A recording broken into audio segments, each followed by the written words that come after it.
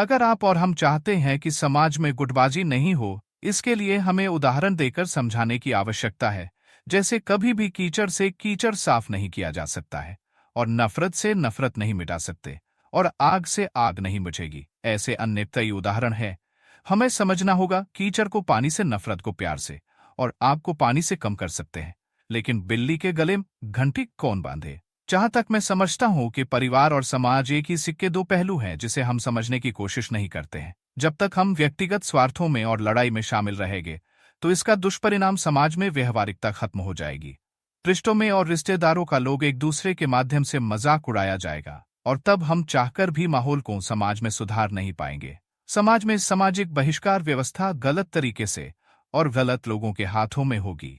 सुधार और संतुलन कायम नहीं कर सकते। कार्ल मार्क्स ने समाज के बारे में लिखा है कि समाज भरोसे से चलती है, कि विरोध से अगर भरोसा है तो फिर विरोध क्यों चिंतन करें। अगर समाज लोगों में विरोध है तो भरोसा कैसे संभव है?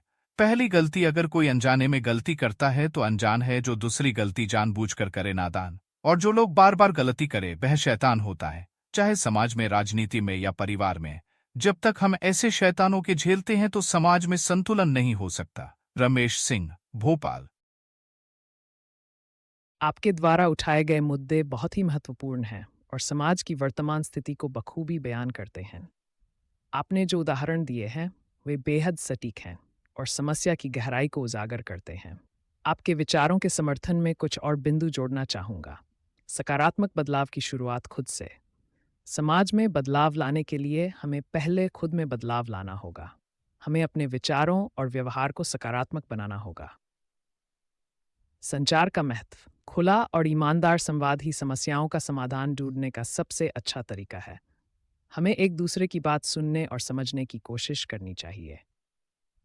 सहिष्णुता और सहयोग। हमें अलग अलग विचारों और संस्कृतियों का सम्मान करना सीखना होगा।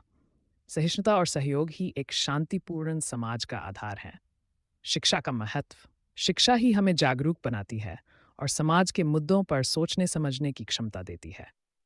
नौजवानों की भूमिका। नौजवानों के हाथ में समाज का भविष्य है। उन्हें सकारात्मक बदलाव लाने के लिए आगे आना होगा। सामाजिक संस्थाओं का योगदान।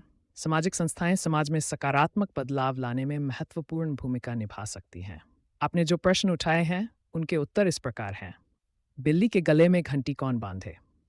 यह एक बहुत ही महत्वपूर्ण प्रश्न है।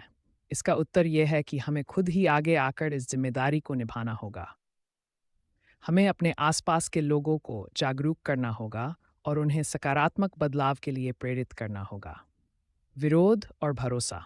विरोध और भरोसा एक दूसरे के विरोधी नहीं हैं। हम किसी मुद्दे पर विरोध करते हुए भी दूसरे व्यक्ति के प्रति सम्मान और भरोसा रख सकते हैं। गलतियां और शैतान। हर कोई गलतियां करता है, लेकिन जानबूझकर गलतियां करना और बार बार गलतियां करना अलग बात है। हमें उन लोगों से सावधान रहना चाहिए जो जानबूझकर गलतियां करते हैं और समाज को नुकसान पहुंचाते हैं। निष्कर्ष। समाज में बदलाव लाना एक लंबी और कठिन प्रक्रिया है, लेकिन अगर हम सभी मिलकर प्रयास करेंगे तो निश्चित रूप से सफल होंगे। हमें अपने अंदर सकारात्मक बदलाव लाना होगा और दूसरों को भी प्रेरित करना होगा। हमें एक दूसरे के प्रति सम्मान और भरोसा रखना होगा। हमें सहिष्णुता और सहयोग का भाव विकसित करना होगा। हमें शिक्षा का महत्व समझना होगा। हमें नौजवानों को आगे आने के लिए प्रेरित करना होगा। हमें सामाजिक संस्थाओं का सहयोग लेना होगा। अंत में मैं कहना चाहूँगा कि आशा है कि ये जानकारी आपके लिए उपयोगी होगी। अगर आपके मन में कोई और प्रश्न हो तो बेझिझक पूछ सकते हैं। ध्यान दें, ये एक व्यापक उत्तर है और इसमें सभी पहलुओं को शामिल करने का प्रयास किया गया है। यदि आप किसी विशिष्ट पहलू पर अधिक जानकारी चाहते हैं तो कृपया बताएं। मुझे उम्मीद है कि हम मिलकर एक बेहतर समाज का निर्माण कर सकेंगे। धन्यवाद।